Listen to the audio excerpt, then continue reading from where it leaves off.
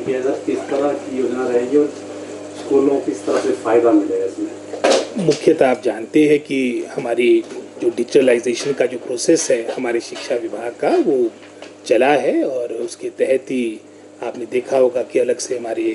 Education department विद्या समीक्षा केंद्र को भी हमने पिछले वर्ष उसको फंक्शनल किया था। और सोच यही है कि हमारी चाहे अटेंडेंस की बात हो, चाहे टीचर्स की बात हो, चाहे हमारे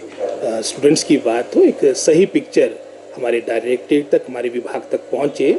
इस सोच के साथ हमारी जहाँ पर विशेषकर जहाँ पर वाईफाई से संबंधित समस्या है वो भी स्ट्रेंथन की जाएगी। और इसी सोच के साथ हमारा जो ये समग्र शिक्षा के माध्यम से अपने स्कूलों को वाईफाई उपलब्ध करने की बात है, ये आपने पढ़ा भी होगा और इसमें हम आगे कार्य भी करेंगे।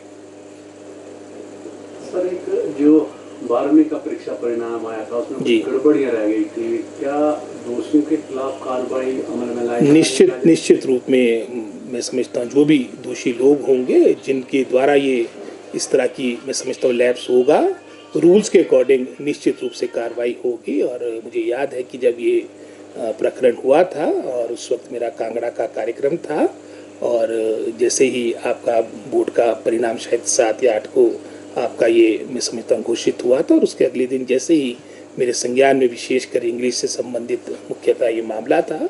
जैसे ही मामला मेरे संज्ञान में आया मैंने सेक्रेटरी एजुकेशन बोर्ड को, डीसी कांगड़ा जिनके पास एक कार्यभार भी है, chairman HP state education board,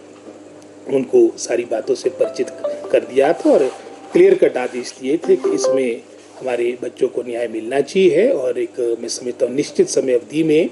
अगर आवश्यकता पड़ती है तो इसमें हमारे को मैं समझता हूँ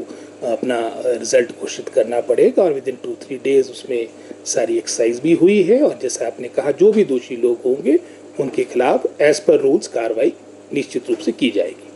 सर,